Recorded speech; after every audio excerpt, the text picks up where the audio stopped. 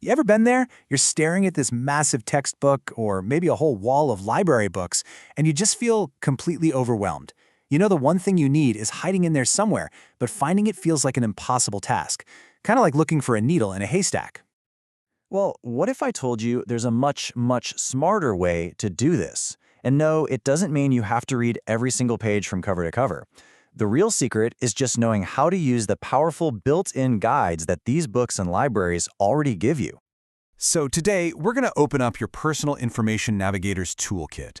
We're going to get you comfortable with 3 key tools: the contents page, the index, and the catalog. Seriously, by the end of this, you'll be able to find exactly what you're looking for right when you need it. Okay, first up in our toolkit is what I like to call the book's roadmap, the contents page. Just think of it as your big picture, 30,000-foot view of your entire journey through the book.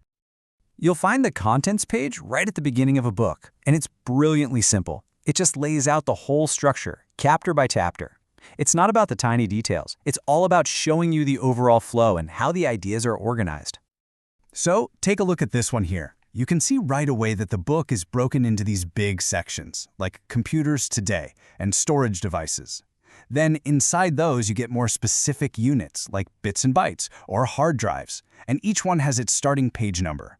It's a perfect example of that logical path, going from a general topic to a more specific one.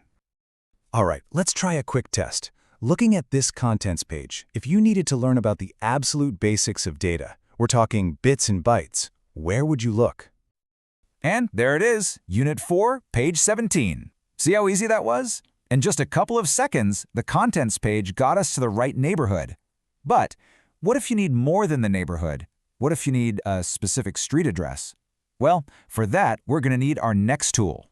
So now we're zooming in. We're going from that big neighborhood view right down to a specific address. And for that, we're going to use our second tool, which is basically the book's very own search engine, the index. Now, here's the key difference. The contents page is organized by how the chapters appear in the book, but the index, which is always at the back of the book, is organized alphabetically. This is your go-to when you know the exact name or term or concept you're hunting for. Check this out. You've got these specific terms all listed out alphabetically: memory quiz, puzzles, pedagogy. And right next to each entry, it points you to the precise page or pages where that topic is talked about. Okay, time for another quick one. Let's say you are really interested in puzzles. Based on what you see in this index, where does the book tell you to go? Pages 37 all the way through 71. And notice that this is where the index is so powerful. It doesn't just point you to one single mention. It shows you the entire section of the book where puzzles are discussed in depth. Pretty cool, huh?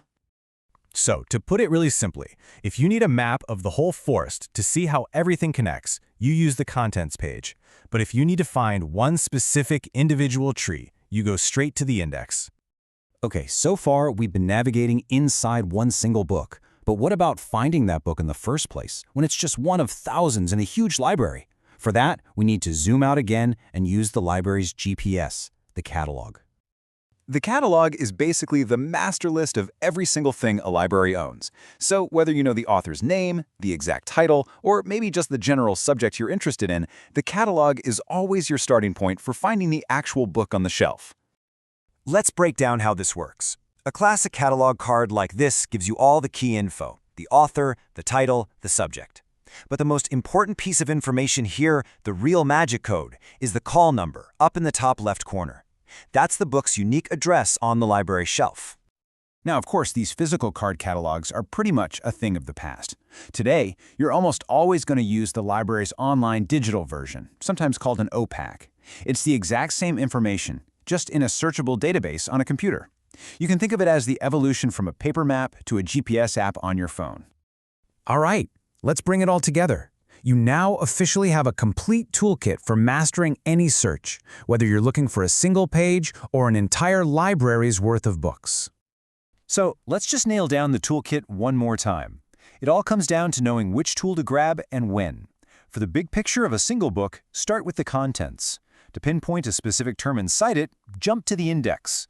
And to find that book on the shelf in the first place, you use the catalog. 3 tools, 3 distinct jobs. Simple as that. And this brings us to one last bigger idea.